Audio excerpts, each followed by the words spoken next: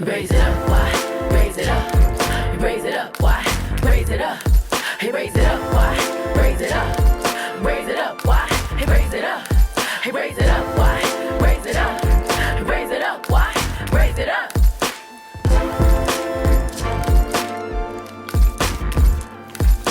North side, raise it up. South side, raise it up. East side, raise it up. West side, raise it up. Raise it up, raise it up, raise it up, raise it up, raise it up.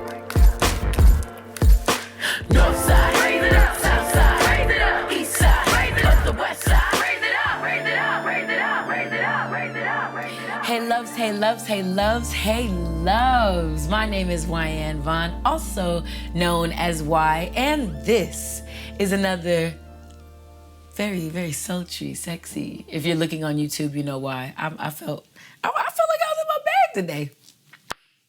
Okay, I done put me on a whole little dress. Hello, got a little cream for the cream, because cash rules everything around me.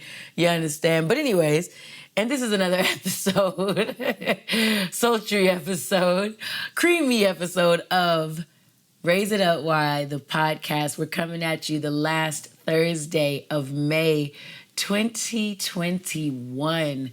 Do y'all realize this year is half gone by the time some of you will hear this? I know that some of you are listening right on the last Thursday of the month, and we always appreciate you for that. But if you're listening in real time, y'all realize next week, what's happening, guys? It's already the 6th month next week. Like, what are we doing? Is this how we're living? This is 2021. This is what we're doing. This is the way we're living. I just can't believe it. It's going so fast. This episode today is all about being on your new level living type shit. I'm on a new level. Hey, I'm on a new... Okay, word to ASAP Ferg. Listen, we this year are talking about self-worth. A part of recognizing your self-worth is seeing where you are versus where you are not. And in recognizing where you are versus where you are not, it's showing you the level of life you're deciding to vibrate on, to live on, to be on. And I'm going to tell y'all right now, as you will learn in this episode, with us continuing to grow, we are ascending. And as we ascend, certain individuals may or may not come up with us. And as that happens, there is no good, bad, or in between. I think the words good and bad are quite arbitrary, because good usually means you did this the way I felt you should have done this. Bad usually means you did this differently than I thought you should have done it. So rather than using words like good or bad, I just say things that are, I hope they're more accurate. I hope they're less partial even. Things like, at a job, sometimes you get a promotion, or you sometimes leave that job to begin a career. Guess what? Everybody who stayed at the job didn't go with you when you made your career move. This is not a good, it's not a bad thing. It's factual. It's what happens. And sometimes you're in that career and you're there to save and invest from whatever you're earning so that you get enough to start your own business and create career paths for other people. Sometimes that's your vibe. And when you go, like the Jerry Maguire, I'm showing my age and I'm fine with that. You go with the Jerry Maguire route. Who's coming with me? Who's coming with me? You know, sometimes you look to see who is coming with you as you bet on you and move forward. Sometimes everybody doesn't go. Sometimes there's a lot of stability and security in someone else creating the tapestry of the job that you're working in or the career that you're working in. Not everybody wants to take on what it means to be an entrepreneur, because trust me, as I had a couple things myself, it ain't easy. It's just not. It's just not easy. So yes, here I'm getting kind of into the episode without doing all the things that we generally do, like grounding you and things of that nature. However, I want to make sure that you know this episode is called New Level Livin'. Some of us are ascending as we are raising up. This is the episode. This is a podcast at Raise It Up Y on all social media platforms, where we look to raise your self-awareness, your vibration, and your capacity for love, which is just knowledge, from the West Coast to the world, using non-corny positivity via hip-hop. This is what we do. So as we're raising you up, I hope this is our 3rd year of production now, so I hope that at some point you're not where you were starting in 2019 when we began. I hope that you've been listening, taking notes, and getting some further information, going deeper in your journey. And as you go deeper and dig deep, found yourself somewhere, you also ascend high. Because your life, as it's dug deep and it's rooted in dope principles and grand information, it can support your big growth wherever and however you go. So this is like a little meaty intro, I guess. And not just in careers, guys. Sometimes we go from boyfriends and girlfriends into marriages with love.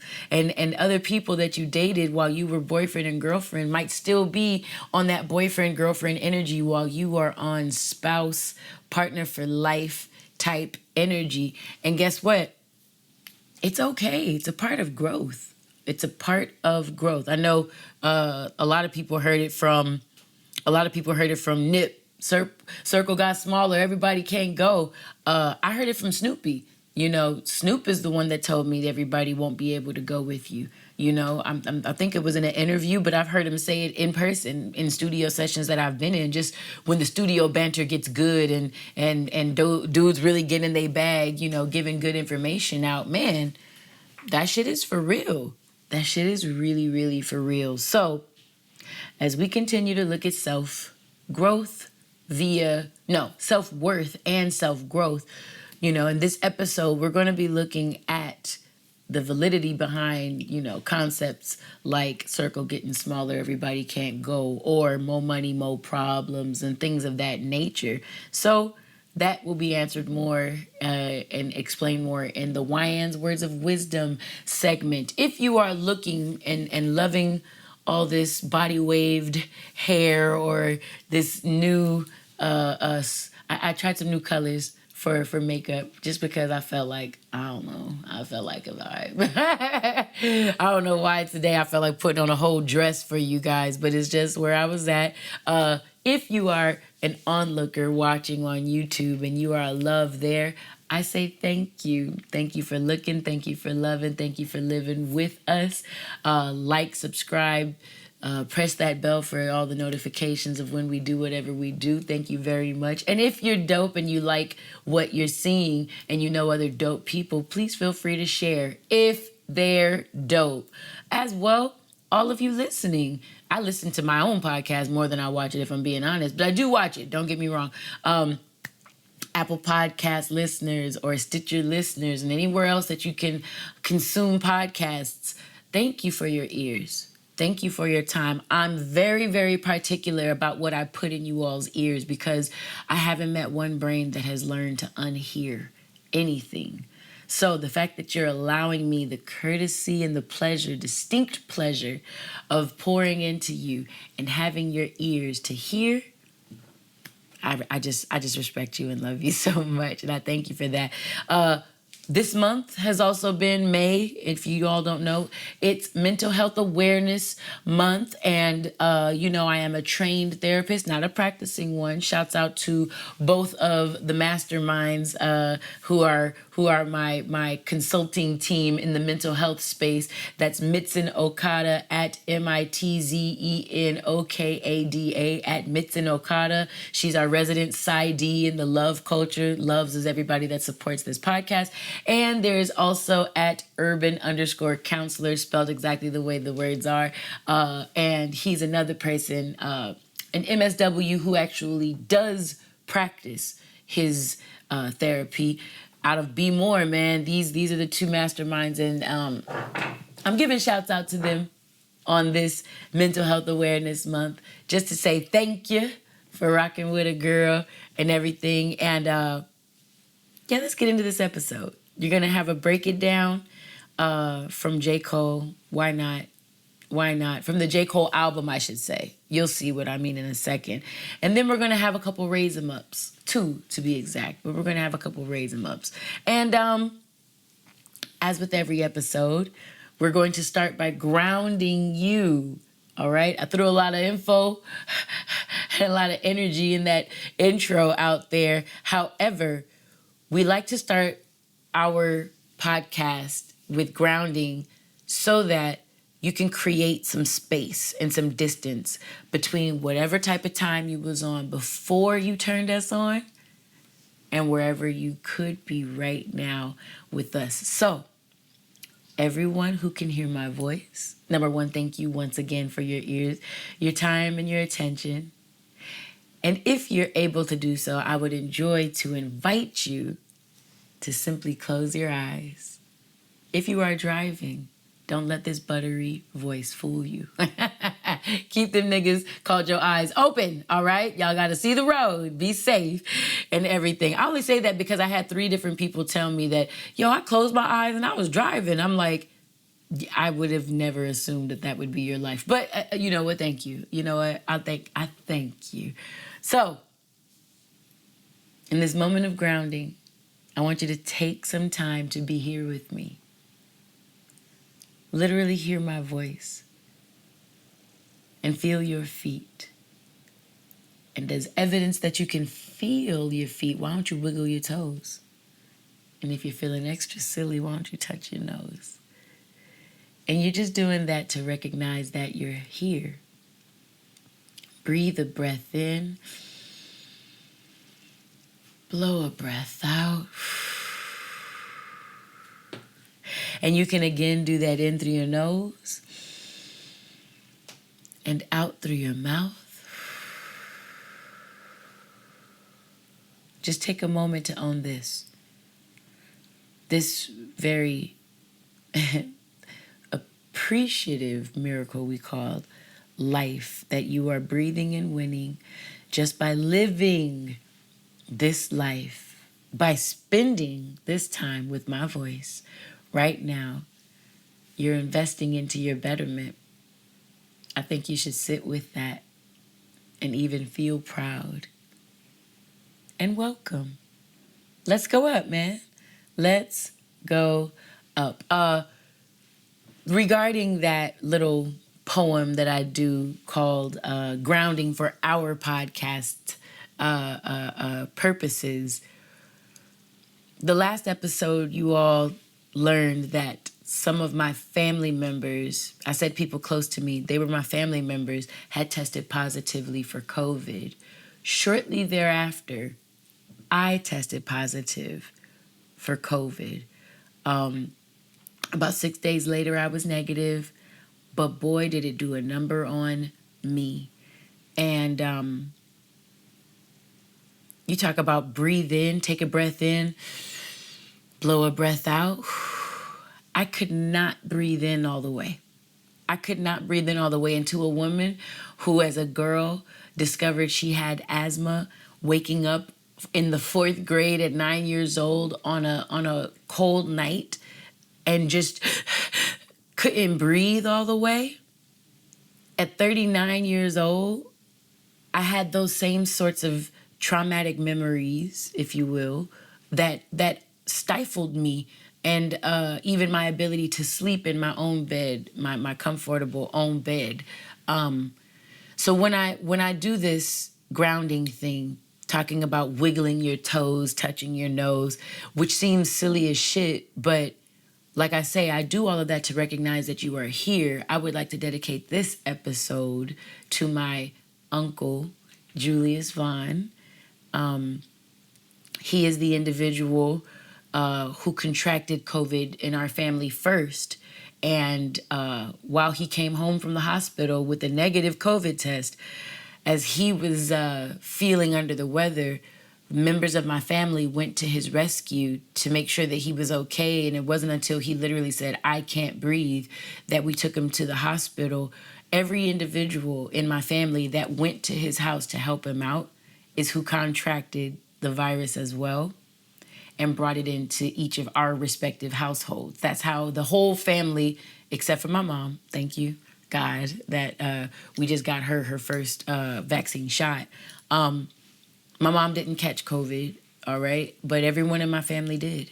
Every other person in my family did. Now, the positive, because that's what I'm kind of hooked on this podcast, is that, antibodies, baby. I'm out here. You understand? Like, I'm also not foolish, though. So, I respect what certain powers that be have told the American public what they can do now that they've been vaccinated, or if you have antibodies, just go out and live type of thing. I don't know. A lot of people in the news aren't talking about, the scariness of this virus, but being just about 2.5 weeks removed off of it, I walk about 5.5 miles 4 times a week.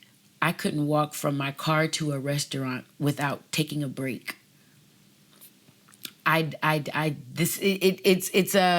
It puts life in perspective, and I know I feel like I'm taking a lot of time on this, but it put a lot into perspective. So even just looking again at my grounding little prompt, the breathing a breath in and blowing it out fully, I don't take that for granted because I literally was unable to do it 2.5 weeks ago. I was unable to breathe it completely in and blow a breath out without coughing up a lung. You know what I mean? So, if any of you feel as silly or, easy or lighthearted that when I do these grounding things, you all actually do them along with me, trust me, you're taking a moment to just say, thank you, body.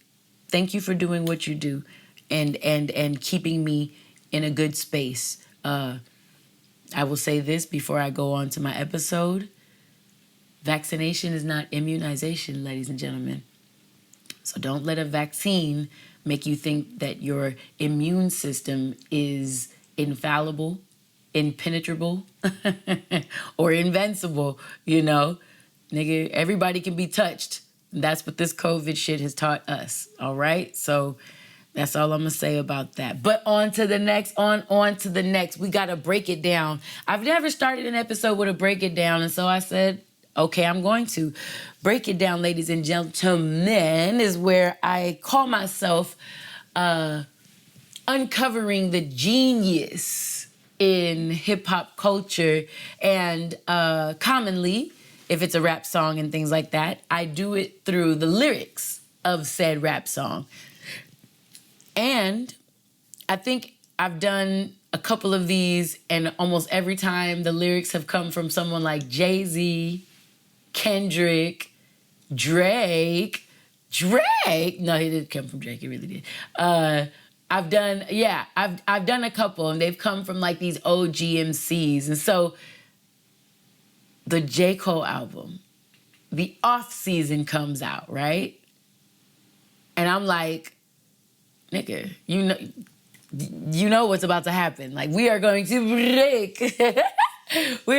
break down some of these concepts because, like people have been saying, the boy is spitting like the rent is due. You understand? He's out here. Funnily, the verse on this album that I wanted to look more closely at comes from the young man, as I'll call him, 21 Savage.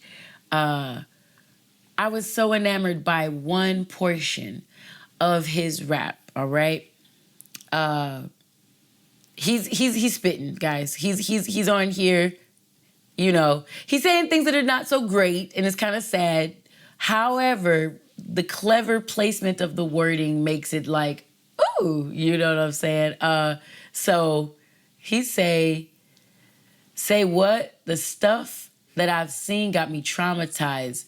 I let the K go when Johnny died, swinging that motherfucker side to side. We don't participate, ain't with that squashing shit. All we believe in is homicide. I got a good heart, so I send teddy bears every time we make they mamas cry. I'm like, I don't want that to be dope because I don't want to think in those terms. You know what I'm saying? Like, I watch what goes in my head. But when he said it, I can't lie. I was like, But don't be doing that, 21. Yes, I don't know you personally, but I'm your senior by a lot of years. OG, understand? And yeah, I get that you're not with the squash and shit. I get it, but sending teddy bears when you make mamas cry, that's not nice. That's not nice. But I get it. When you come from where some of these young gentlemen have come from, life ain't nice. Life ain't nice. And you can't always ask or assume for someone to be more than what their environments have shown them that people in their environment already think of them. That's a whole nother story. I won't even get into it. Man said, I pray that my past ain't ahead of me. When I'm in love, I love heavily. Never mind, I'll leave that one alone. Because of these next lines. If you betray me, you dead to me. I disrespect you respectfully. I got some partners who left this earth. Maybe the pain made a better me. Just know that they secrets is kept with me. I feel like the streets is in debt with me. I was like, all right. Here's the part that I want to break down. I gave my heart away to the dog hose because that's who accepted me. I blame my pops for that shit because if he didn't fail, he could have corrected me. Give all the props to my mama because no matter what, she always protected me. I was like, whoa. But continue. I promise you it ain't no checking me. Jump in the water, get wet with me. This line is going to get broke down too. You want my money or you want to have sex with me? I'll talk about that in a second. Can't let the ops or the law get the best of me. I get to answering, you get to testing me. I see chicken, you niggas is breast to me. Planted a seed, but it ain't no sesame. Can't let you niggas or bitches grow next to me. Huh. Let's talk.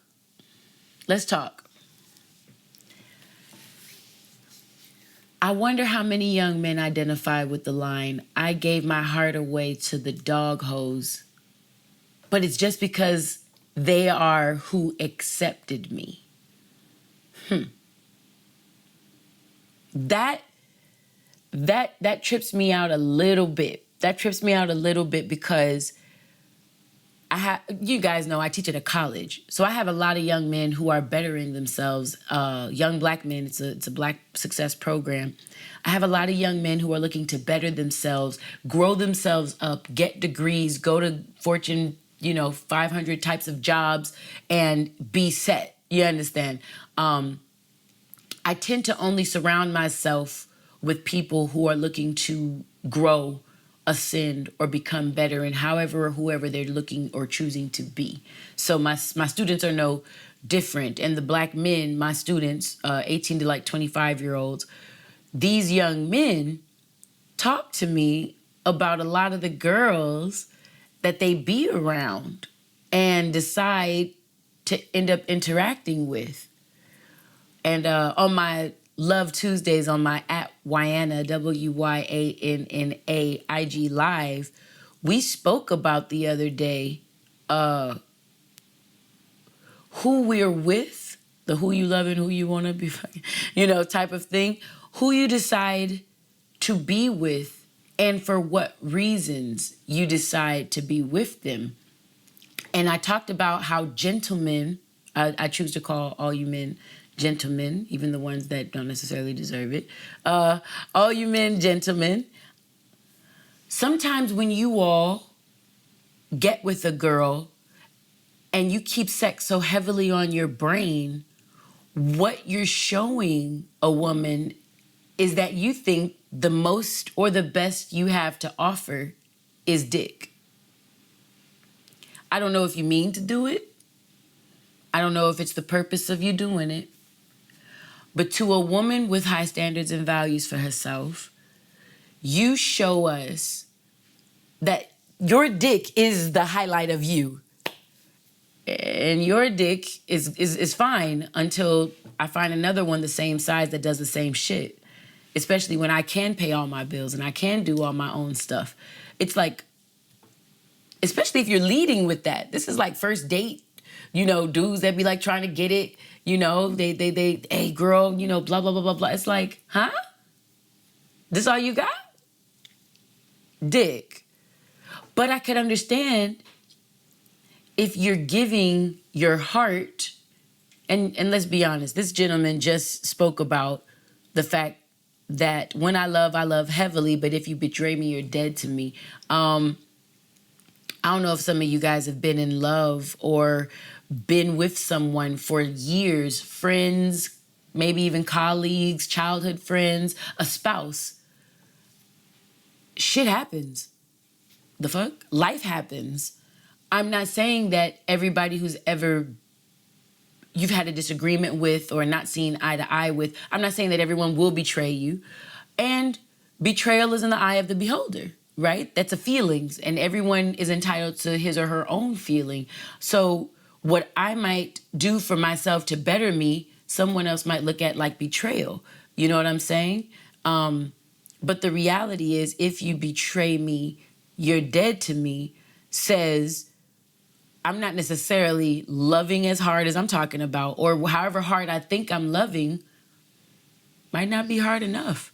It might not be a lot. I gave my heart away to all these dog hoes because they're who accepted me. I think that men oftentimes say the word heart and mean the word dick. Respectfully. I'm just saying, I just want us to, I'm good with words. So I just want us to start looking at the words that we say and the actions that we do. And I'm not talking about just the betrayal part or anything like that. What I mean to say is you're going to have disagreements. You're going to have fallouts. How do you bounce back from those things? Because when you've chosen to love somebody, that means that you've chosen the victory with that person, regardless of how tumultuous the times get, how windy the roads get, or how many speed bumps attempt to impede your progress. That's just how that goes. So if at the first sight of somebody looking like they're doing you wrong or things looking like they're hard, you would split or you're gone, I would just implore you to explore whether you really had given a heart all the way or not. Just food for thought. Food for thought. The next lines, though, could explain why a young man, any young man, this is not an indictment on 21. 21, you sound like an incredible young man. Anytime I've been on Clubhouse with you, shouts out to Crystal Mays. Anytime I've been in Meezy's room, anything that you do, whenever I've heard you, you sound like a dope nigga, period. I don't know you personally, but props to you, my boy.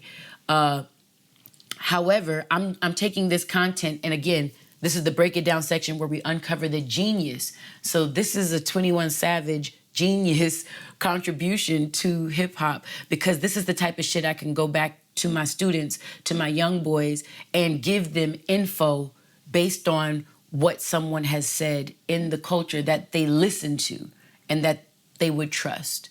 I blame my pops for that shit, talking about giving his heart away to dog hoes. I blame my pops for that shit, because if he didn't fail, then that nigga could have corrected me. One, that tells me I know I can be wrong. Two, it tells me I would want to be right if I could. I would want to be right. 3, it tells me that you think that your dad failed. And taking it away again from this right here, my homegirl was providing therapy to women in Twin Towers, downtown LA. It's where we have our prisons down there. And in one of the sessions, she was talking to the girls, and she opened with the question that said, when did you realize that your mom wasn't Superwoman, but just a woman trying her best? When did you realize that your mom was not Superwoman, but just a human, just a woman trying her best? And that generated some crazy conversation. Crazy, not literally, just some diverse, some wild, like insightful. You got to see what people really thought about their moms. You got to see what these women really thought about their moms. And for a young man to say, if my dad didn't fail, he could have corrected me.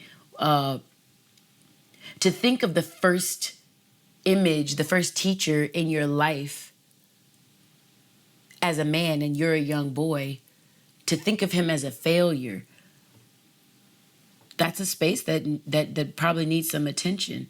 That probably needs some attention, and it probably dictates a lot about how you move, you know? And you got to watch who and what you despise, because without proper looking into why you despise, where that comes from, and what you plan to do about it, without analyzing and self-reflecting and being aware of yourself in those sorts of situations, you can very easily repeat the actions of those you most despise. The pot calling the kettle black. You know what I'm saying? The pot calling the kettle black is what that's called. But leaving the I blame my pops line, I give my props to my mama, because no matter what, she always protected me. Ladies and gentlemen, and I'm talking to Papa was a Rolling Stone men, so these are grown men. Some of y'all listening to this podcast, and I'm only saying that because I get to see my stats, so I know who's listening. Some of my grown men, roof, roof, roof. You know what I'm saying? I'm my big dog's in the house. Let me hear you. Okay, all right. You know, sirs, you may have been the product of the Temptation song, Papa Wasn't Rolling Stone. Wherever he laid his hat was his home. And when he died, all he left us was alone, right? You may have been the product of that. Without looking to be different, you probably fathered a bunch of children that you didn't raise as well. Listen to the results of that. These rap lyrics are the result of fathers that, for their own reasons, started something that they didn't finish. Okay? God forbid, though, if they become an NBA star, bet you'll see them again. Bet you, hey, you know that's my son, right? You know that, hey, Jody! Jody. Yeah, right. So, this is what ends up happening, gentlemen.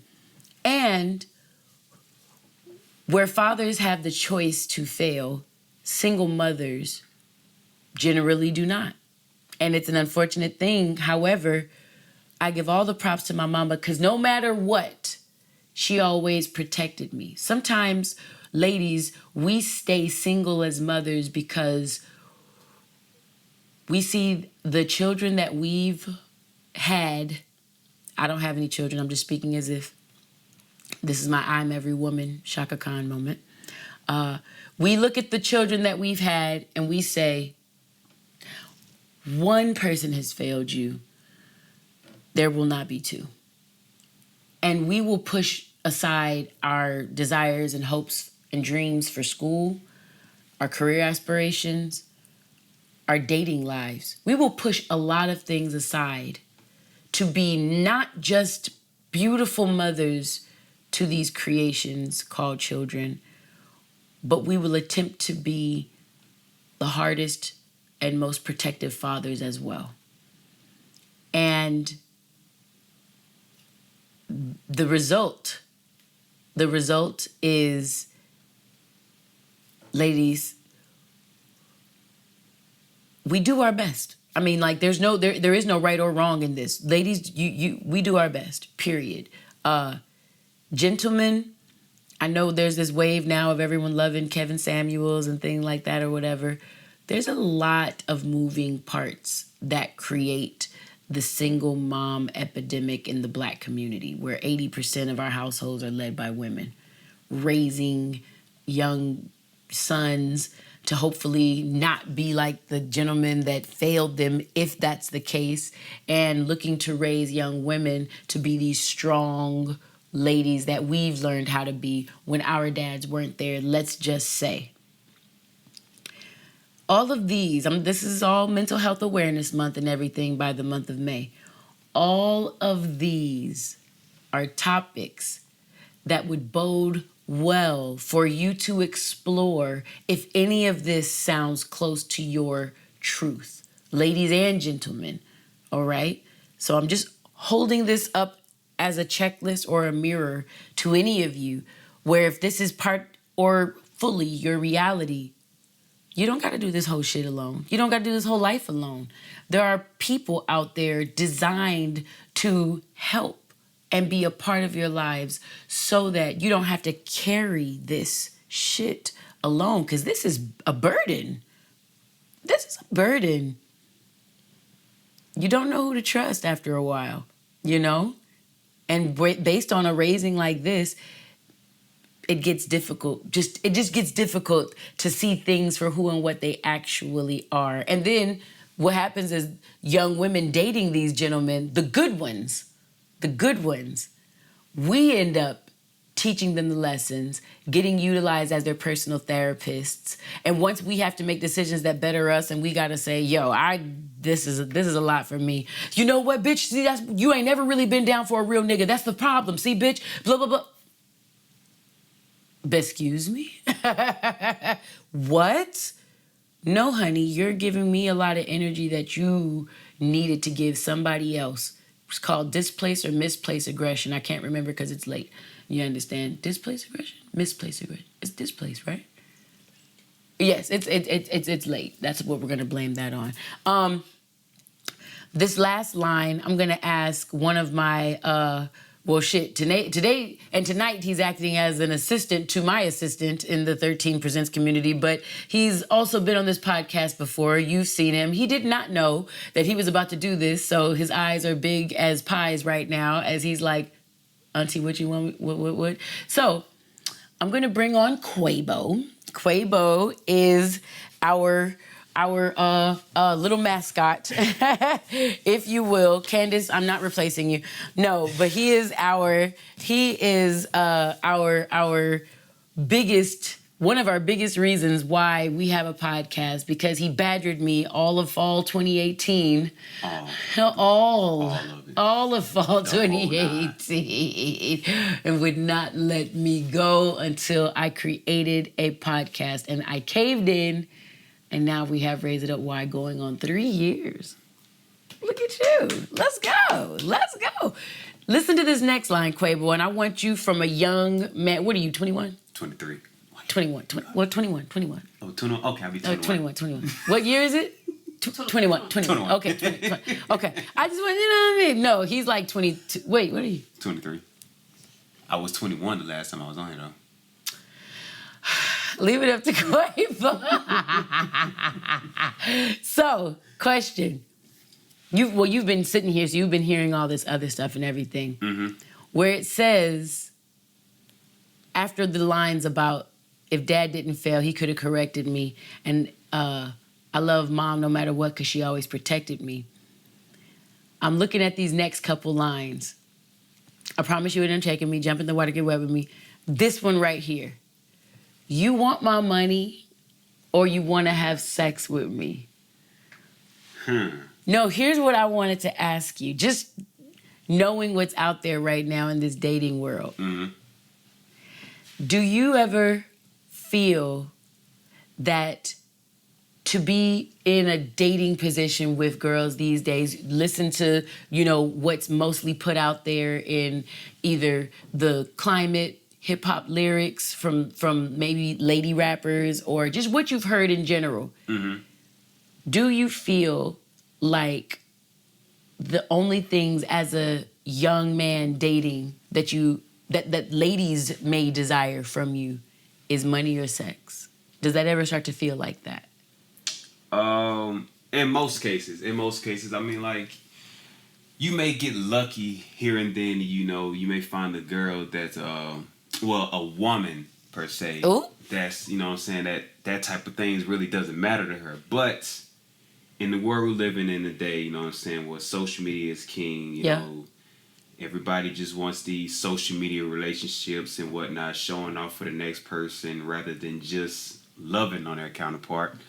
I feel as if that really has started to play a big role within our generation. You know what I mean? Like, it's starting to become real rare to, like, just find a woman who's just about herself, and the only thing she asks from you is just love. You know what I mean? Wow.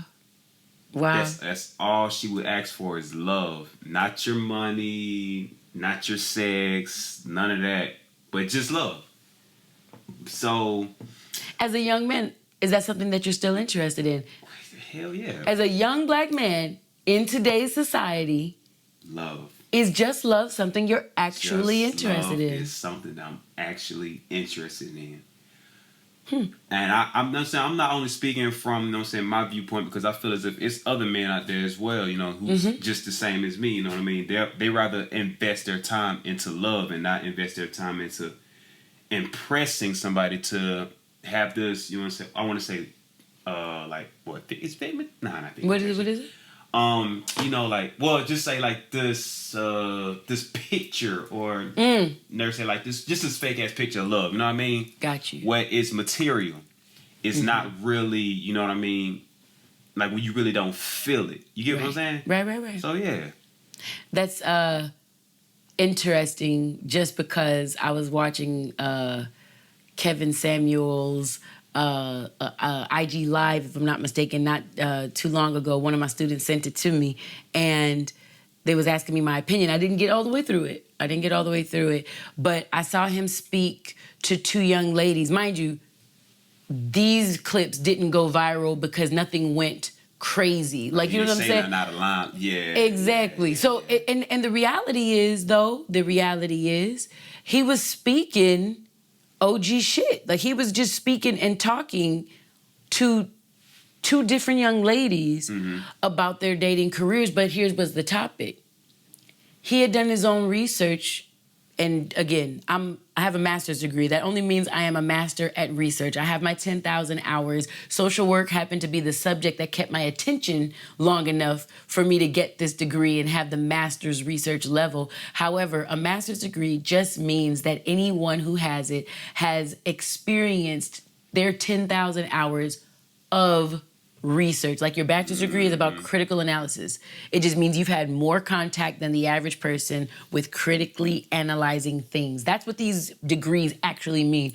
That's a whole nother episode. I'm not even gonna go into that. But when we're talking about his research that I haven't, with my master's degree's eyes, studied, so I can't talk to the validity or speak to the validity of his research practices and the numbers that's come out of it. However, his crude numbers of research says amongst the young men, the married age men that he mentors, it's a long story, you can go on his platform and talk more about this or see about what I'm talking about. He said the problem that we've found is that there are not enough marriageable or marriage material types of ladies out there. So the second young lady on what I saw of his show, 28-year-old young woman from Atlanta, pretty baby too. I think Black and Latina was mixed, if I'm not mistaken. She was speaking with him, and she was about to say, "No, I think there's enough ladies," and blah, blah, blah, blah.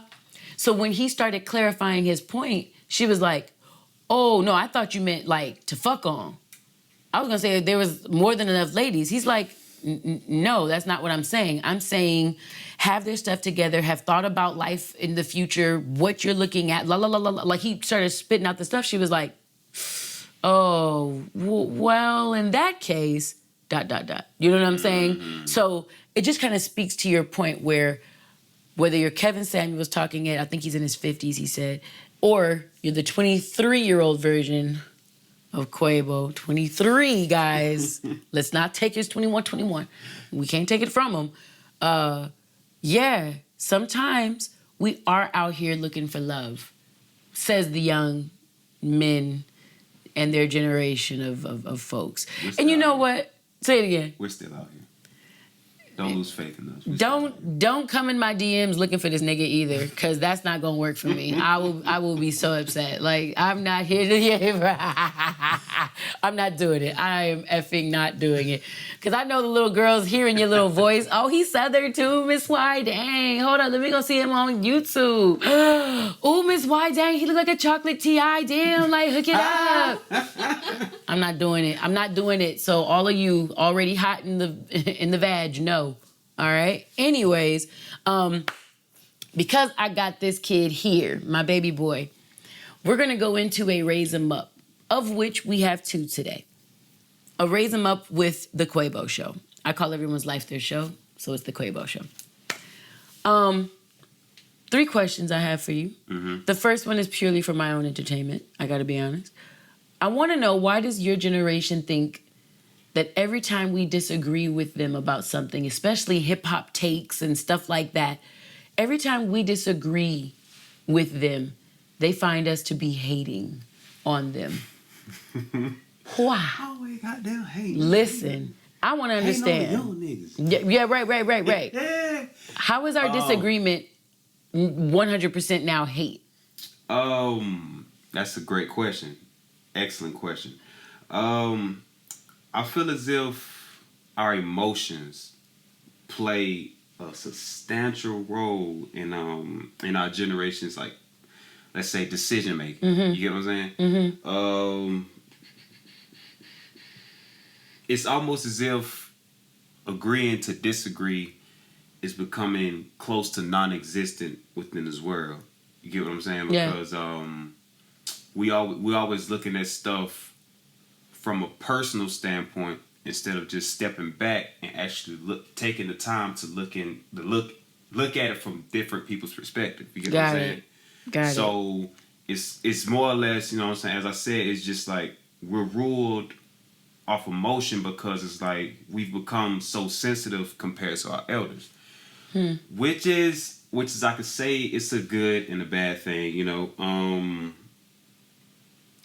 It's a good thing because, you know, with us being sensitive, we have become more in tune with ourselves. True.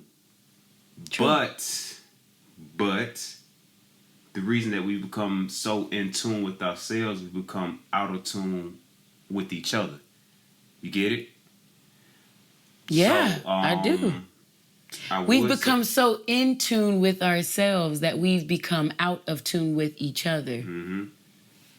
Well, all right. Yeah, and then, you know, and then like you said with the hate, I feel as if the only thing, like just like Marvin Gaye said, the only thing that can truly conquer hate is love. Just saying. So he's 23. 21 plus 2, 21 plus 2, 21 plus 2. And he gonna come on my podcast and go and spit like, no. But you gotta understand, you know, Auntie, you know, like the great Marvin Gaye said, don't quote Marvin Gaye to me. I'll beat you up. She know I got an old soul. She know Teddy Pendergrass, Marvin Gaye. Oh my God. Shall I go on? Yeah, no. Soul for real. Well, I think he did. Just keep going. My love. Oh Lord, help me, Jesus.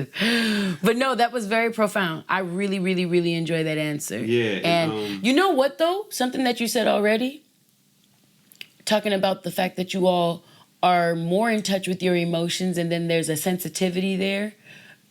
But even before that, you talked about y'all take everything personally somewhat. It feel like. Yeah. And if you look at like Don Miguel Ruiz, it's like the 4 agreements, right?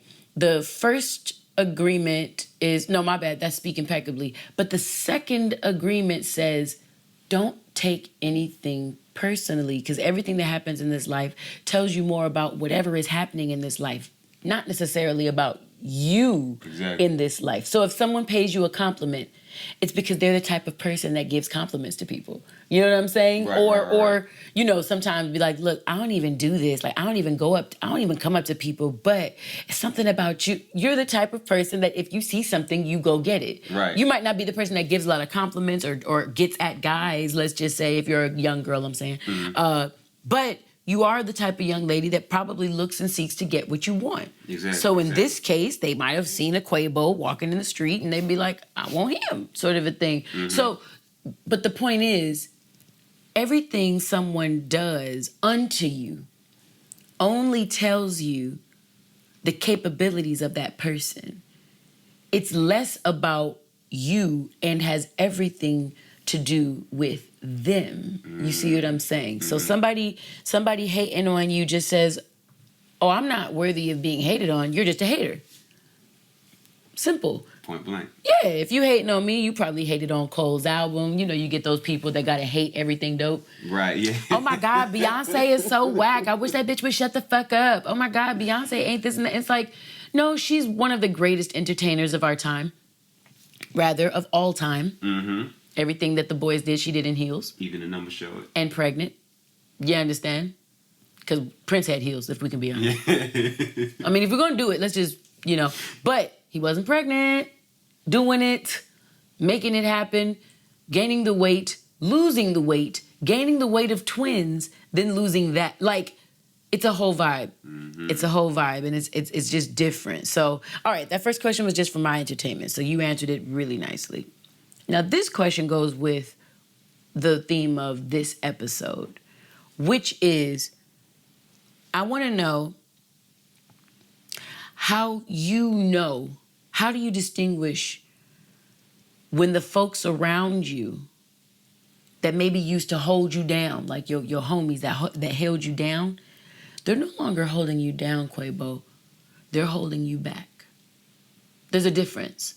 Sometimes an anchor roots a ship so that the crew can go to bed at night and they don't think they're going to drift off the fucking radar and not know where they are when they wake up, right? So sometimes an anchor, it puts you right in the place and in the space that you need to be. And that's a good thing for that particular situation. However, imagine when that crew wakes up off that ship, they're ready to get crack into the next space, the next destination. But the anchor won't come up. It's stuck on a rock. It's stuck on a seashelf. It's stuck something. And they're like, bro, where you helped me last night, you are hindering me today. How do you know when your friends, quote unquote, are holding you down versus when they're holding you back? And what do you do about it? But answer that first question. Another excellent question. I mean, you can tell who's holding you down and holding you back just by their demeanor. Okay. And how they carry certain situations in which you may approach them with. You know what I'm saying? Like, like people are itching to tell you how they truly feel about you. It's just your job to bring it out of them, whether it be subliminally. Subliminally. Subliminally. Right? Okay, all right. Yes. Subliminally. I'm gonna just start saying it slow like that. But yeah, like whether it be like, you know what I'm saying, use little psych techniques. Right. I know some that I use is that you know, as a matter of fact, a technique that you can use is like just call your friend. Call the friend that you know what I'm saying, that you question a lot in your head or something of that sort. And just like call them up, you know what I'm saying, start off a little small talk, hey, how you doing, you know, and checking on them. But then, you know what I'm saying, dive into more serious matters at hand. You know, it does, in a sense, just talk to them, be like, hey, you know what I'm saying, I just want to talk, vent, you know what I'm saying, just want to vent you about certain stuff going on. And keep in mind, the stuff doesn't have to be true because, you know, it's all just a test. It's a test that you're putting them towards. So it's like if you know what I'm saying, to explain the situation to them that pertains to you and yourself, but they always want to flip it and make it about themselves, that's a good sign that may not be a friend that you want amongst your circle, because it's like those type of people, they desperately seek sympathy, and they're just, and in my opinion, they're dying to fit shoes that are only made for your size. You get what I'm saying? So that climb back. That's that climb back. Yeah, J. Cole. What he said. Hold on, as a matter of fact, I think I made a note. Look, I remember something like that with the shoes thing. That's why I'm saying I that. brought him around close to me before, but he became addicted to clout and all the hoes we meet. I slowly peeped jealousy on his breath whenever he spoke to me. Yep. Like on the low, he feeling in my shoes where he's supposed to be. Yeah. I remember the in my shoes where he's supposed to be. I remember that line. I'm like, yeah, man, look, man, Cole. Hey, no, we gonna. I know we ain't in the breaking down no more, but we listen. No, I'm saying like the. You know what I noticed though? That's a theme in hip hop. I'm thinking of that in Cole, the climb back lyrics. On KOD, there was another verse, not fell in love through photograph, and not. Oh, I know heaven is a mind state. I've been a couple times. Stuck in the sun, and messing up time, whatever the words are right there. Give it up. Like, I don't know. That's and that original song. What was it? Give me drink, give me smoke. Yeah, that's cold. That's I don't know. Yeah. That's cold. Okay, it's the KOD. That's on that song when he's talking about. Oh, I got friends that are something. Oh, I wish I would have written that down. I should have written that down. It just came to me right now, though. Yeah. But in that particular song, time will tell who is on my side. Who was on my side. Yeah. And I know well, I can't stop my pride.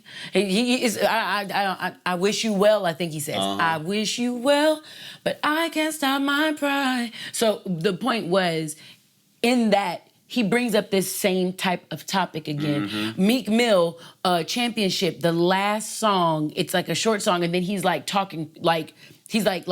Talking like a mixtape almost, the latter like half of the song, like leading out of the album. I'm pretty sure it's the last track on the album. On that one, he's talking about some of his friends that's like, bro, what? When I was in jail, I didn't hear you go to pick up my son once. Yeah, exactly.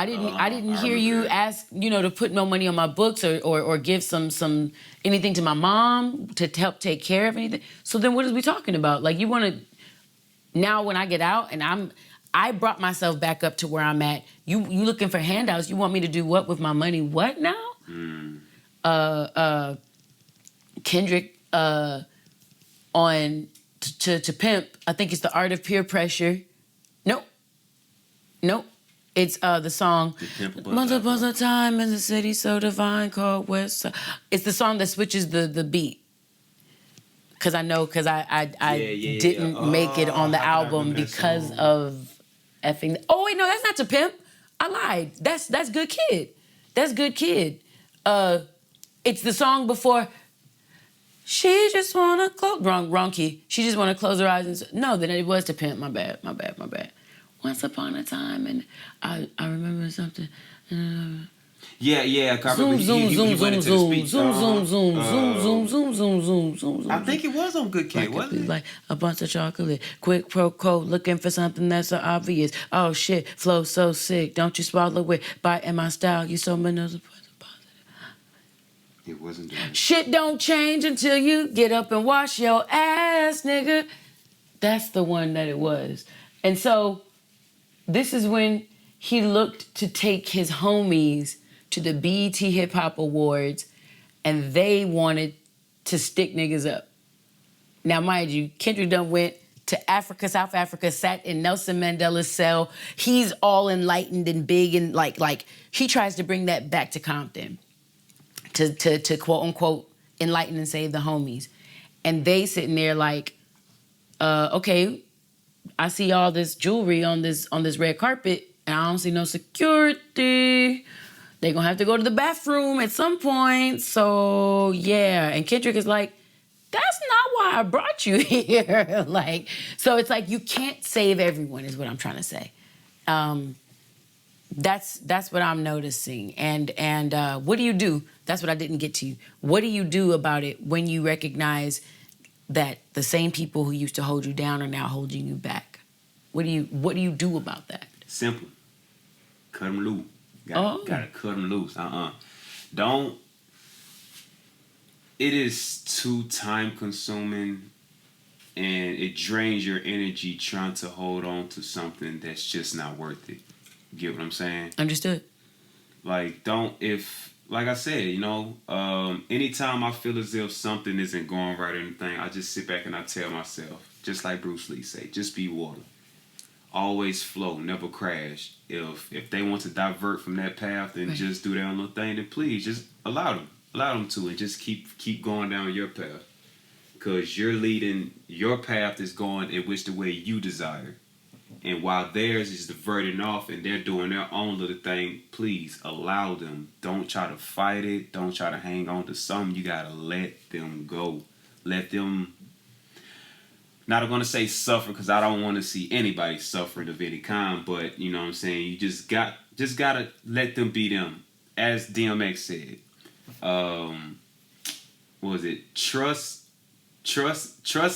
somebody to be them, if I'm not mistaken. I don't want to misquote them. Say it again. Trust everybody to be themselves, but trust in the fact that you see them well. That part. That's what it was. There. On Drink Champs? Is that what he did on Nori's show? Yeah, on Nori's show. Yeah. Rest in peace to the legend. Exactly. Rest in peace. And Exodus coming soon. Exodus' album is coming soon. He recorded it at Snoopy's. Oh man. He recorded a lot of it at Snoop's studio right here in Inglewood. So West, y'all, and you don't stop. But yes, love and always to the legend Exhibit. That was nice, Why? Love always to the legend DMX, and Exhibit is my brother, so always love to Exhibit as well, but we're talking about DMX. Exhibit, you're on my head, so I'm probably going to call you tomorrow. I love that. Don't be scared to cut out what no longer serves you, right? Exactly. Don't be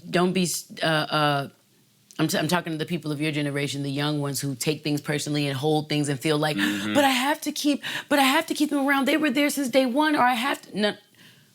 Listen, choosing yourself proves the statement, easy decisions can be hard to make. If a person is longer serving you and they feel like a dead weight to you, and they make your life heavy and hard, the easy answer is cut them loose. But then when you consider, damn, this is my family. Damn, they've been riding with me since. It's been how many years? I've worked with them on these projects. They've always been, shit, when I was down and out, you start to think about all that and you'd be like, ugh. No, let me give them 2 and 3 more chances. And now they slap you again, they slap you again, they slap. Energy drain. Nah, I'm cool. And what's so funny is you haven't even heard my Wyann. You're making my Wyann's words of wisdom short, because I feel like we're kind of covering it right here. And it's like, I will try not to take too much time on that, because we're hitting all the points accidentally. Well, by this being Mental Health Awareness Month, Quavo, my last question to you is, how are you taking care of your mental health given all that's been going on in social media, in media, Black Lives Mattering, Me Too, everything, just all of it? Not to mention, that's just what's happening to the entire world. COVID, that's happening to the world. Not to mention any personal things that just Quavo might be going through. How have you been maintaining your mental health these days? The most important thing I've been doing, you know what I mean? I've been taking care of my body, because, you know what I'm saying, if I keep my physical health at its peak, then it'll basically lead to my mental health, you know what I mean? Eating right, exercising, there we go. And like, just not only that, but just like taking a step back and just taking time for yourself, because at the end of the day, all you have is really yourself. You know what I mean? And if you're not taking care of yourself and you're too focused on other situations, you know what I'm saying? And it could pertain to you, but let's just say, for instance, let's say, for instance, if you just pass on from this world, you know what I mean? Like, you won't have to worry about Black lives, you won't have to worry about social media, none of that. So just picture it as, okay, I'm just in spirit form. What can I do to just clear my mind, free my mind, just be free, just from all sorts of negativity. Yeah, so like, you know what I'm saying? Like I said, I just work out, you know, eat right. I take a lot of steps, you know, like, you know what I'm saying? It's been several times where I just go ghost. Now I'm just, you know what I'm saying? I'm just preparing myself mentally, you know what I mean? For, you know, the upcoming days, months, weeks, whatever the case may be. Just taking care of myself, you know? I said I was going to answer from the heart. That's good. No, yeah. you did. Listen, I have so much more to say, but it's like I can't roll it off the tongue. I just can't roll it off the tongue. But I'll include mine. Maintaining my mental health here has been it's been a little go. This 2021, mind you, I'm thankful for every day I'm above ground. However, from some stuff at the end of Black History Month to falling on my face, breaking my damn tooth, and this lip is still trying to come down. I get my new tooth. I get my crown. June 23, the last Wednesday in June. Wait, that's not the last Wednesday. 23 plus 7. No, the 30th would be the last Wednesday. That's not the point. That's weird. 21. All these just numbers. Just how does together, he right? 21 plus 3 the whole thing? I don't know. This is your Jordan year, I guess. I should let you have it. But so yes, on 6/23 I get my crown, so I'll be able to. I'm happy now. See. You saw what I did? Almost did. So I'll be happy when I get my nigga. I'm happy right the fuck now today. All right. But yeah, that was pretty much dealt with that all of March. April, I turned 39. Hey now, 30 fine. Here I am. And then the week after and such, I caught COVID, and it was like, and I don't think I mentioned when I talked about my Uncle Julius, my Uncle Jew as we called him, and dedicating this episode to him. My uncle transitioned from COVID and is now with, you know, my brother. We're taping this on the 19th of May, which is my brother's birthday. It's also Malcolm X's birthday, but it's my brother's birthday. And he's in heaven. So it's just, with all of that, and dealing then with grief and dealing with this and that, and then being the people living, like you just talked about, being the people still alive, having to deal with the grief, you know, on top of social media, Black Lives Mattering, Me Too movements, this, that, you know, all the things that are in the world. You can imagine how it feels when someone contacts me, I'll keep it vague, and says, damn, you missed my birthday. Or damn, this and that, that. I'm like, are we trying to do the guilt trip game? You want to do the guilt trip game? All right, so here's what's been going on with me. Since we haven't been talking and the phone worked both ways, boop, bat, boop, bat, boop. And it's like, oh my God, I'm so sorry. Wait. Oh, I didn't mean. Don't try to guilt trip people, bro. Like, please, ladies and gentlemen, learn this no sooner. Just be thankful and appreciative for every moment that you have with anybody around you, including your fucking self. Stop taking you for granted and appreciating everybody else. You know, my Twitter, I put on there like my first thought of the day or my first positive thing of the day. And the other day I said, what I'm on today is the fact that I am one of the people I care about. So I can't spend all of my time making sure that the loves and the love culture is good, making sure that the Vons and the Von family is good, making sure that my dude is good, making sure that my Raise It Up Y crew is good, making sure that the 13 Presents crew is good, making sure that all these things are good. And then by time 11:30 p.m. comes, I'm drained as fuck, realize I ain't left the house, didn't go on one of my walks, didn't work out, probably didn't eat.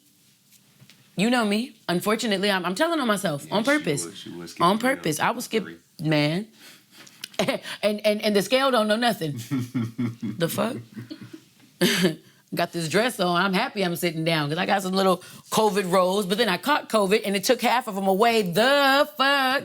It's sweet justice. Let me tell you something. There was some little sweet justice in that. I gotta be honest. But yes, I thank you, my Quavo, for giving us your perfect insight, your 21 plus 3, nope, your 21 plus 2 insight. We appreciate it. And did you throw in bloods? No. Oh, okay. I'm like, Jordan you year. can't do this. No. Like, I know we got you in LA and shit, but don't be banging on my crowd. The farthest thing from a banger y'all will find. Just know that. Lord. And he's saying that to y'all ladies. Go. Scoot over there. I love you. Thank you for joining me. That was impromptu, ladies and gentlemen, so I don't know how that sounds. Dave, please forgive me for not putting a mic on Quavo. I just saw him over there, and I thought it was a good idea to have him on. And I had some questions kind of prepared in case I did something like that because we didn't know he was going to come tonight. So thank you for being such a dope sound man, Dave 4. Yes, everyone at I am Dave 4, F-O-R-E. Please go follow him and hit him up for all of your audio engineering needs. Okay, so the number 2 thing, the raise 'em up number 2. So my KD, you can put raise 'em up twice, in the little thing. One, raise 'em up, one for the one I just did with Quavo, and then another raise 'em up for what we're doing now. These motherfucking love languages, hey, you guys liked the first love language breakdown, and I appreciate that. I erroneously told you that the second love language is going to be acts of service. It is not, okay? The second love language is called quality time. I gotta be honest, I'm a quality time girl. Also, I think a lot of ladies enjoy the quality time as one of their love languages. I think, from what I've heard, I've just roughly surveyed a lot of my constituents and friends and people. However, that's just one type of human. So it's not like everybody in the world. There's a lot of females in the world. So I just want to make sure that we say that. But the QT, not to be confused with QC out of Atlanta, okay? Quality time means that you're giving somebody that your undivided attention, all right? It's undivided attention, and it's broken into a few types of areas, all right? If you're looking on YouTube, if you're listening to the 5 Love Languages on YouTube as an audiobook, quality time starts at 1:04:56 on YouTube. So there's focused attention, there's quality conversation, learning to talk, which sounds hilarious, Dead Seas and Babbling Brooks, quality activities. There are 5 areas in this second love language. So focused attention, it looks like being there, but no, really being there without distraction. For the workaholics, honoring a spouse who enjoys quality time means that you will get to the top with your family. And I say that given a particular example that the author Gary Chapman talks about in this particular chapter. But some of us like to climb the corporate ladder and we're ambitious in our own endeavors. And I'll repeat something that's on YouTube, and obviously on YouTube, but it's on my at Raise It Up Y Instagram, where it says, do you want to be just? Do you want to have justice? Or do you want to be in love? That goes with the words of affirmation. This right here, though, what we're talking about is, do you want to get to the top? Or do you want to get to the top with your family beside you? some people, we work, we love what we do, and we are so in love with what we do that we push the family away. And for a spouse who loves quality time, undivided attention type of time, you're someone who's more dedicated to their craft could potentially really just empty the love tank of a spouse who might enjoy quality time. Once again, ladies and gentlemen, I keep using the word spouse because I recognize that this book was written for married couples. If you look to apply it to your boyfriend, girlfriend, situationship type stuff, that's on you. This has been proven to work with people who have already taken the vows and made the commitment. Like the one with legal ramifications commitment. Because niggas love differently when their money is on the line. Keep it a bean. So, he gives an example that says when a father rolls a ball with his 2-year-old, the attention that he has is on his 2-year-old.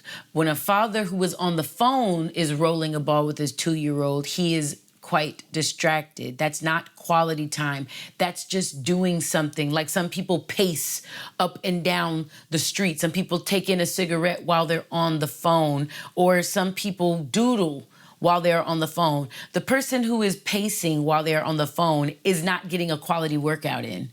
The person who is doodling while they're on the phone is not attempting to make a Picasso. You understand? It's just something to do. So the key words in all caps I wrote in my notes, full attention. All right?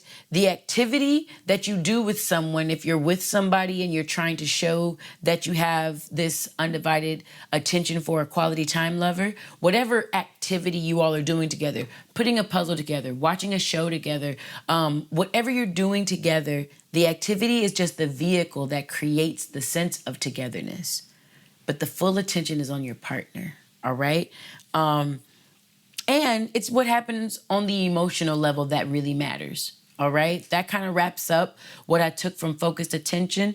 Quality conversation, sympathetic dialogue, the author writes, where two individuals are sharing their experiences, thoughts, feelings, and desires in a friendly and uninterrupted context. That's the definition of what Gary Chapman calls quality conversation, where words of affirmation focus on the things that we say. That was the first love language. This example, this dialect, if you will, of this second love language called quality time, quality conversation focuses on what we hear. So men, let me help you out. When your wife comes home to talk about her day, or to talk about her friends, or even to talk about her problems, she is not looking to be fixed by you. She is not broken. She just wants to be heard. Or she just wants you to hear her problems and know that she has been heard. But everything doesn't require your fixing. Ladies, I know we're talking about listening, but sometimes the feedback you provide when you're listening to your spouse doesn't always let it be known that you consider your tone. But listen, ladies, your tone matters. And your attention and your focus matter. All right? Men today have reported, and funnily, Quavo wasn't even planned for all this stuff right here, but he just said it. This is something that I wrote in my notes about this chapter. Men today have reported feeling like ATMs to women, more than like the people that you're doing life with, for better or for worse. So ladies, please recognize that your attention to your man, not his money, not his clout, not his positioning in the social world, not his dick, him, taking all of him in, you have to see your mate, all right? Again, I just separated by male and female, men and women. Y'all can flip that. Same-sex couples can use that, all of this. As long as it's a spouse situation, aka a marriage situation, this stuff should apply. Marriage is a relationship, not a problem to be completed or solved. Treat it as such. Giving advice when requested is always done in a loving way. That's how you make sure that the conversation is quality. All right. He also provides some practical stuff, like what I enjoy about a man writing this is the same thing I enjoyed about going to a Cal State. There's a practicality, a practical nature to what it is. It's not so ethereal, theoretic, or, out in the open sort of a thing. Here are some ways you know that the conversation is quality. Are you making eye contact? Are you making eye contact? Are you doing other shit? That's not written in the book, by the way, but are you doing other shit when it's time to focus on your partner? Again, the father rolling the ball with his son, or the father rolling the ball while on the phone with his son. One is a focus on the person, the other is a distraction. So do nothing else while you're sitting there having this quality conversation. Listen, number 3, for feelings, as opposed to listening to respond. Number 4, observe body language. If your man is clenched fist and feeling, if that's where they at, this is not the time to say, shh, you are dramatic. I wouldn't do it. Let me say that. I don't know what you do. I wouldn't say that. And men, if your wife is the one clenched teeth and, man, you always take it too far. Man, you always, you might be sleeping on the couch, in the garage, or next door. Listen, get your ass put the fuck out. Number 5, refuse to interrupt. I'm not gonna lie, being on Clubhouse taught me that, because having to mute instead of, I'm so used to speaking alongside people because of growing up, one, in a musical family where harmonies was a big thing, so I'm used to orating while someone else is orating, even if it's just melody, or whatever. Also, though, making conversation with, like, my sister, who is 14 months off of me. We literally talk in chorus. Like, I'll say something, she'll finish my sentence, so I'll go to the next sentence because I know what she's gonna say. I'm so used to boom, like that. Zelike, I know I do it to you, so I apologize. I'm so used to talking while people are talking because it's like, oh my God, we're so on the same level. Oh my God. Yeah. No, that's not gonna work, Wyann. Do not do that. So I need to also make sure that I say on this, guys, we're not trained therapists. Not everyone in relationships are trained therapists. So I believe in cutting some slack and giving everybody a break on this. Allow people to learn how to not talk while you're talking. Or if they're not used to making complete and utter eye contact with you, if that's something that's in times past made them feel uncomfy in their personal lives, give them time to learn. Especially if they just learned that quality time is your love language, you have to give them time to learn how to put that into practice with you in quality conversation. Number 3, learning to talk. We need to learn to speak up and communicate our needs if this is our love language. If quality time is your love language, and it is mine, ladies and gentlemen, it is my love language, I need to make sure that I let it be known. Hey, I need a date. I need some time. Hey, I enjoy when we fill in the blank, and I need that. I'm ready for that. Like this weekend, if you can. If not, tell me when is good. So make sure that if you're the person who's the quality timer, you're orating your needs. Learn to communicate feelings and not just your thoughts. It makes for a depth of conversation, and it helps people understand you. I recently got into a spat with someone, and in all of the going back and forth with them, I had to make a pinpoint in, I'm like, do you realize that I felt hurt when you said these words?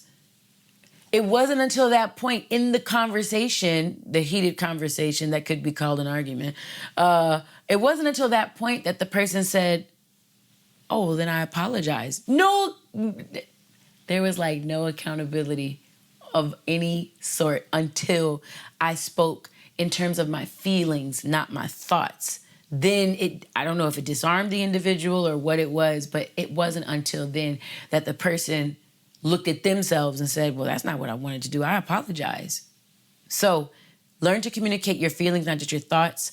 And also, practically, write down events that happen and separately write down the feeling associated with that event. That just gives you practice at developing your feeling words, as well as recognizing that events and feelings are separate. They're not all rolled into one. Some people think anger and they think, oh, my fucking job. Yeah, anger, anger and my job are the same thing. No, they're not, honey. You might feel angry a lot of the times that you're at your job, but anger is not your job and your job is not anger. There's not an equal sign there.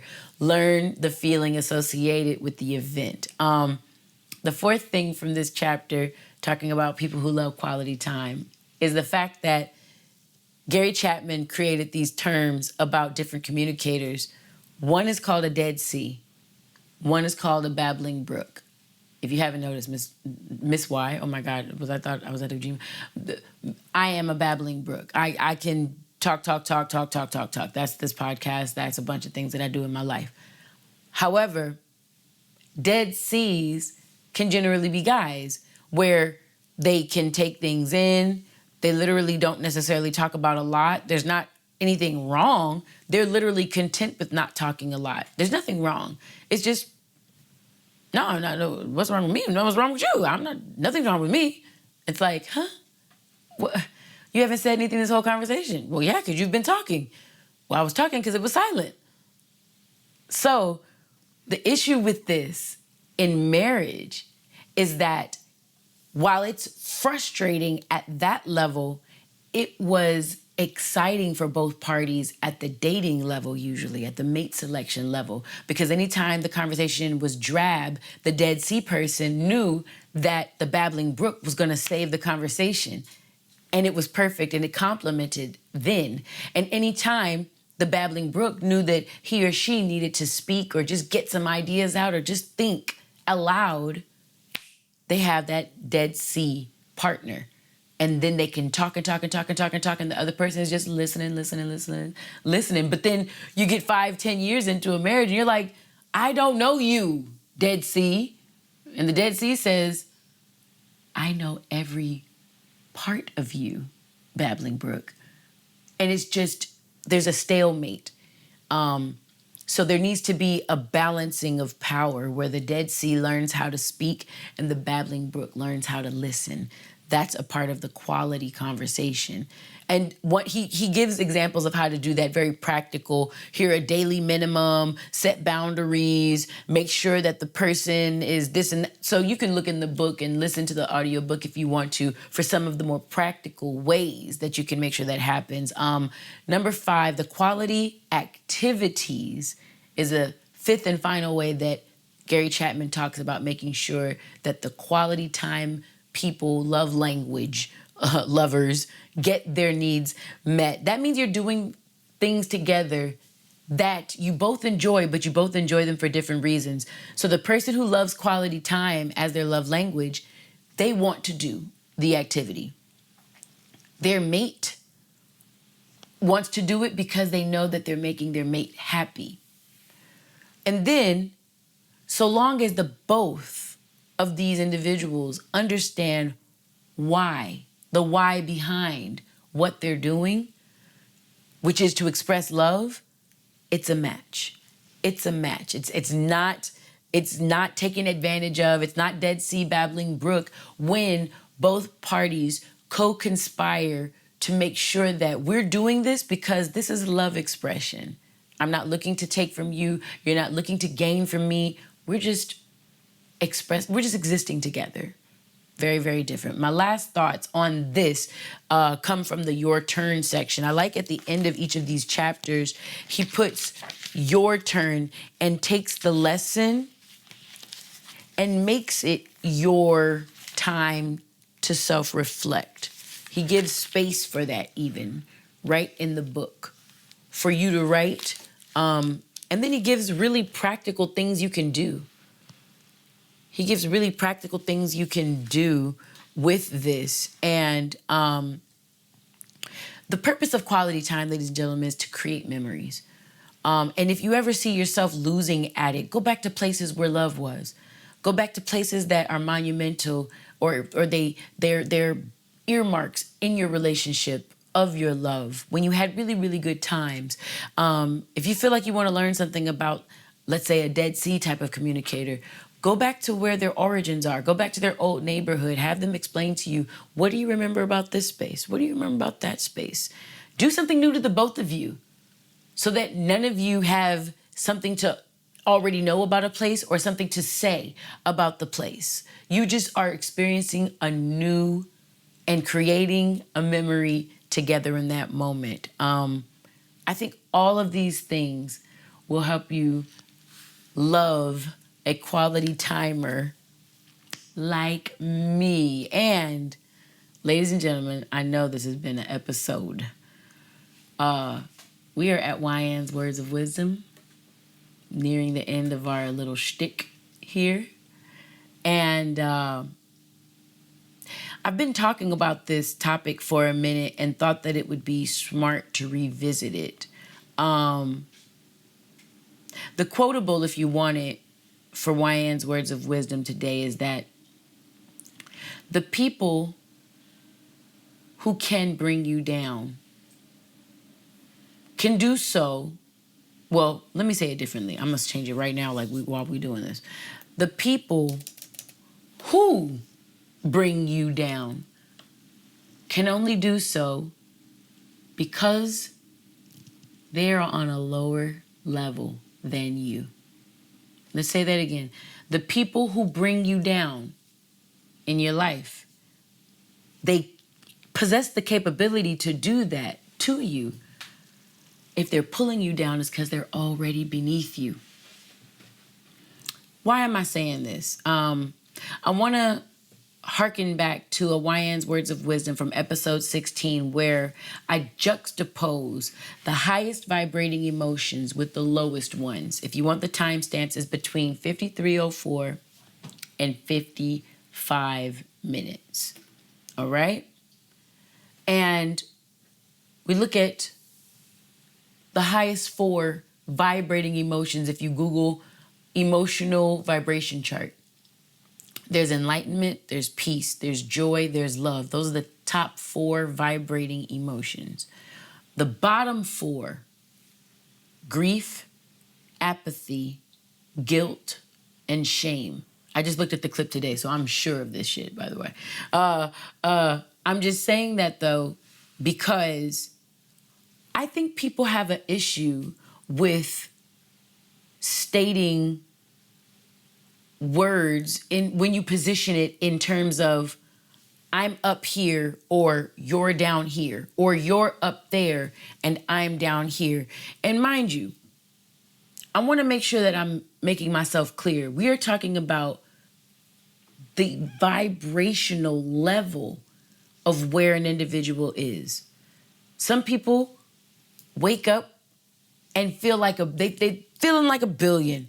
I'm feeling on a million. You know, I got up, I'm here, the air smelled sweet, LA was bright and juicy, got to the doggone kitchen, had me a big, fat, beautiful strawberry, drank some good coffee from Phil's, lived my life, got water in me, everything was perfect. That person on that day is vibrating, if 10 is the highest, they're at a 10, bro. They're fulfilled, they're grateful, they're happy, they're thankful, they're all up here, whoop, whoop. The same person, by the way, can the next day wake up, stretch, and catch a Charlie horse. And as they're trying to stretch it out, they stub their toe. And when they walk back to the bathroom, you see a roach. And it scares them, and they don't know where the raid is. One of those things has happened today. That's why I laughed. So, well, that's why Onette laughed. She's over there. But, yes, the thing is, that person on that day sees the same city, same strawberries sitting in the refrigerator, same coffee to be made and water to be drunk. They see the day as fucked. And everything is not grateful, fulfilled, thankful, abundant. Everything is regretful, self-pity, sorrowful, resentment, upset, anger. So if you're looking at that chart I just talked about, all of the second day's emotions are lower vibrating emotions than the previous day, the day when you got up and everything was great. So when I'm talking about new level living, I'm not just talking about you on a high level and other people on a low level. No, honey, in the world of vibrations, you have to tune yourself every day. Where my musicians at? All my musicians. If you've ever seen a guitar player, a bass player, a violin player, hell, my daddy's a piano player. So once or twice a year, guess what we got to do? Call the piano man to come and tune the piano. Because after you play it so long and you vibrate the chords, literal rope-like chords, metallic looking like ropey chords inside of the piano, it can shake the placement of where everything is. And as a result, what used to be here after some time comes down here. You're looking for this note, but when it vibrates so long, it shakes it down and makes it loose, and then it goes lower. That's what happens. Notice anytime a guitar player gets ready to play for a session, boom, boom, boom, boom. He has a tuner, and he tightens his chords. Because the last time he played, especially if he was getting it in, rock player, bass player, whoever he is, the vibrations of every time he plucked and the sounds that were made, sound is vibrate, like, bro, take it up with the physics. Take it up with the physics class, because I'm not making this up. I cannot make this up. Like I said, musicians prove the point, all right? When you're vibrating all the time, you shake movement out of its original place. So you ever hear, I know Quavo and I know Net has heard about when people wake up and they have a morning routine. Every morning, they do something that gets their head in the game. They put themselves in the day. Sometimes it's reading scriptures. For some people, you meditate for 5 minutes. I know I need to journal. You meditate 5? I started meditating. I traded my meditating for my brain food. I used to listen to like positive stuff and take that in. And I had a talk with God, and he says, I need you to be in tune with you first thing in the morning. So I need you to amend that. And my prayer that when I got close to God in like 2012, I was graduating from my master's program. I says, Lord, give me ears to hear, but more readily feet that move when you say so. Because what's the point of hearing him if when he tells me to do something, I don't do shit, right? So whenever you hear someone talk about their morning routine, what they are doing essentially is tuning themselves for the day. Because they're programming what they're going to be on. Because guess what? If you don't program you, we're all transmitters of energy. If you don't program you, guess what's programming you? Your timeline, Fox News, if you're dumb enough to watch that, Disney Channel, if you're watching, somebody was they wrote an article about their child being traumatized at The Lion King. Because they're like, someone, like a baby's dad died and you're seeing this and it was the uncle and the little girl was just like, why did that You guys already know what that person looked like. Anyways, the point is this. Listen.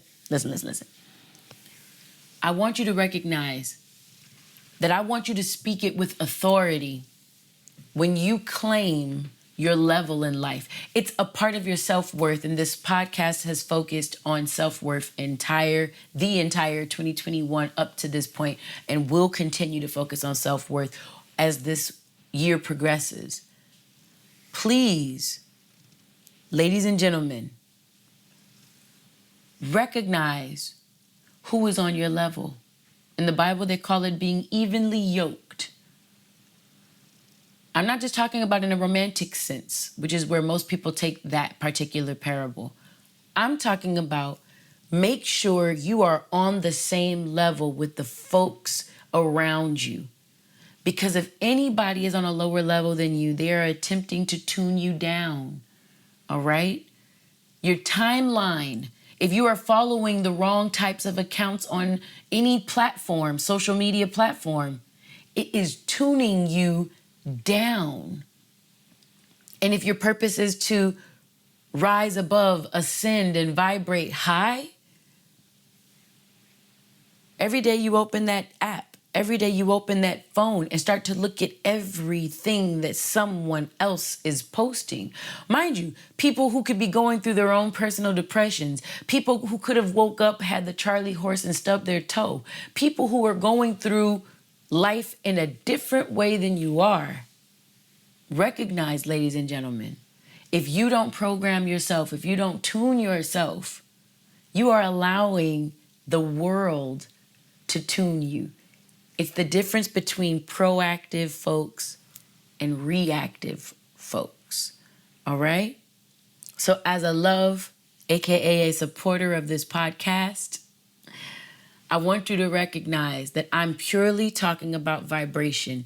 This is not about if someone has less money than you, they are beneath you. No, that's an asinine thought. What I'm talking about is if a person vibrates because of the emotional status of their life at the time, and where you are in your vibration changes moment to moment, not day to day, not hour to hour, not minute to minute. Moment to moment. They say, as a man thinketh, therefore he is. The second you think and decide for yourself that you are better, you are different, therefore you are. Period. So, I want to make sure that you recognize with humility that when you're above someone, you have a choice. You have to decide how you'd like to behave as a result of what you've found. Recognize that to cancel negative, we need positive. To kill a fire, we don't use more fire that spreads it. We use its opposite, water. And when you feel hate, we cancel it with love. And when folks hit you with that rah-rah, you can dismiss them with silence. Don't feel awkward or sad when you realize and recognize when it's time to go. The clock struck 12. The stagecoach is turning back into the pumpkin loves. Love, it does not have a roaming plan, nor does it penalize you for long distance. So everything can still be all love. And you can keep the person at a healthy distance away from you. All right? Those are my words of wisdom, ladies and gentlemen.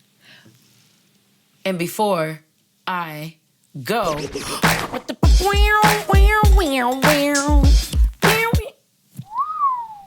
YouTube got a little sneak peek at the show right there. I'm just saying, you know, when COVID helped you grow from being a bee stings to you understand, I got the cupcakes now. And see. I told myself I always wanted C cups, and now I got them, and I didn't know that C cups come with C cup arms. Now I can't wear none of my jackets no more. Thank you, life and COVID. But also, thank you, COVID, for taking half of it away. Okay, so pay your dues. Here's what we're doing. Ladies and gentlemen, if you like my hair and how much it shines, I would love if you supported my cousin, Maya Smith, who is the founder of The Do, TheDoux, on all social media platforms. She is I Love The Do at ILOVETHEDOUX. Also, though, not just about this beautiful sheen I got on my hair. This little guy right here is named Swagoo. And about Swagoo, hold up. Let me get my shiznit together so I know what it is.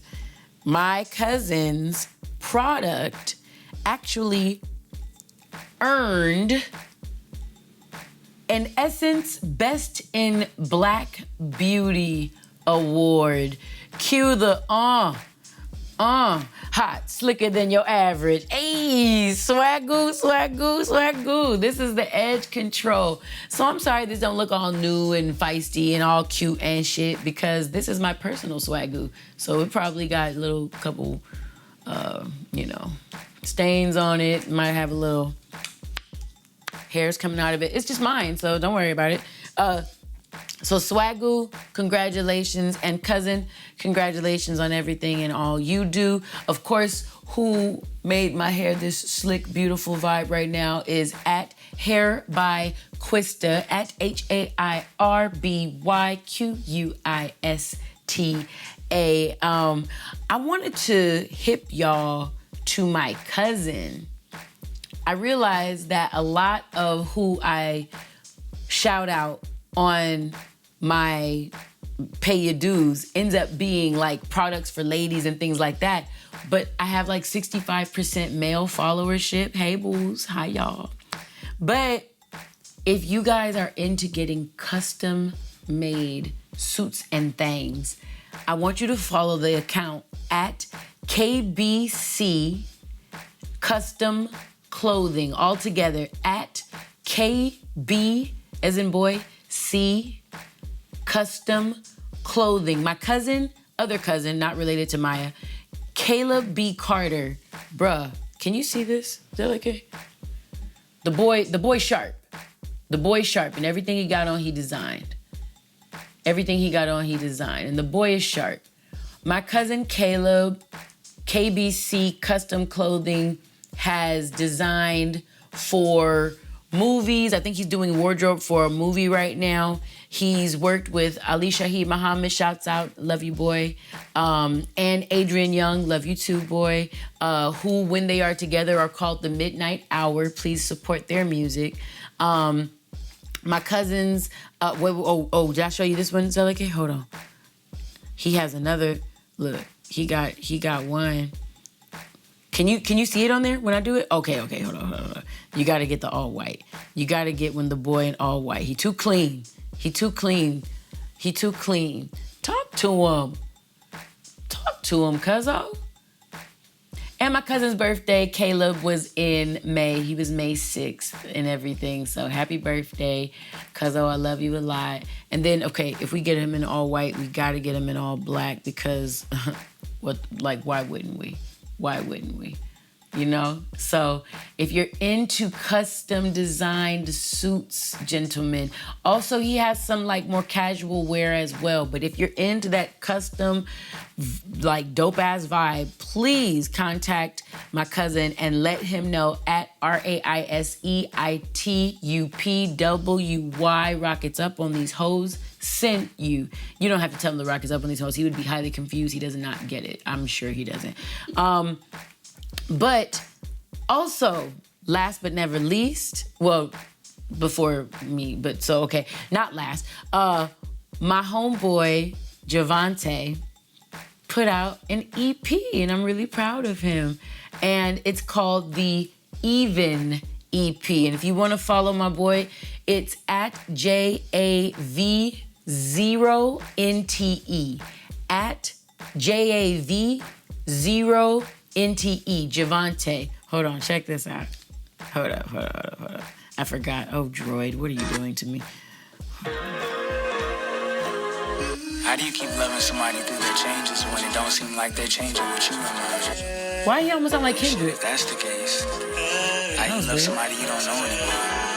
And he was on To Pimp a Butterfly with us. Investing in them when you ain't necessarily getting a return. Or or the return you expected. Ain't love supposed to be 50-50? Ain't no such thing as something for nothing. And don't nobody want no lopsided love.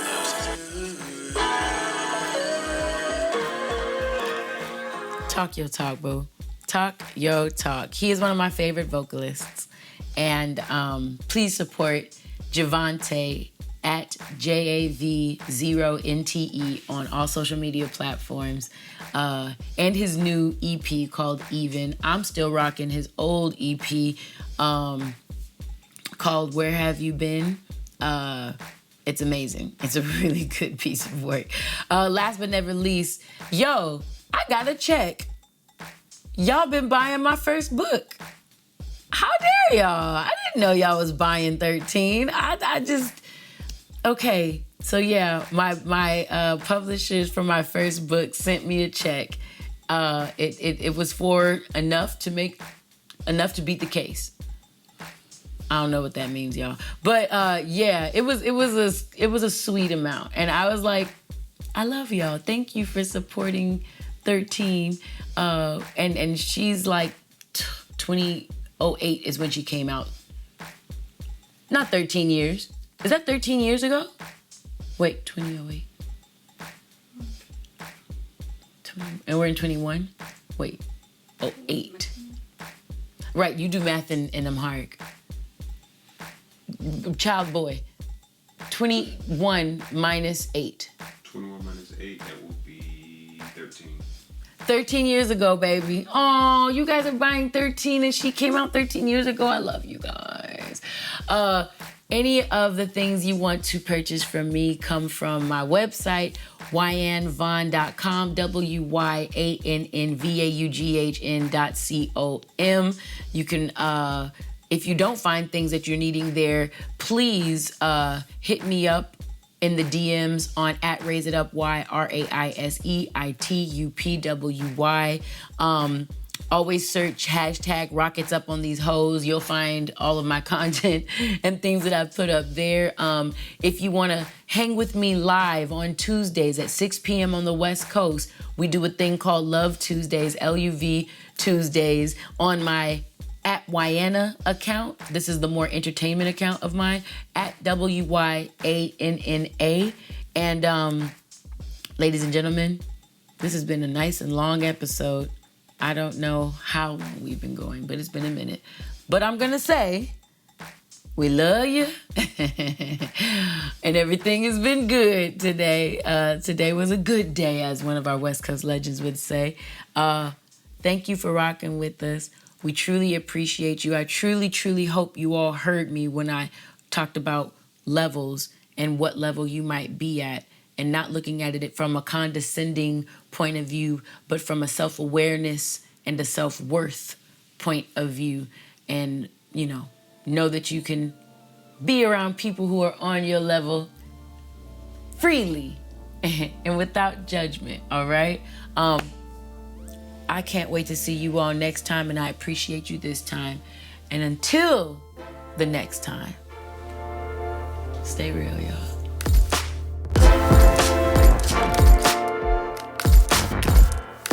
Raise it up, why? Raise it up.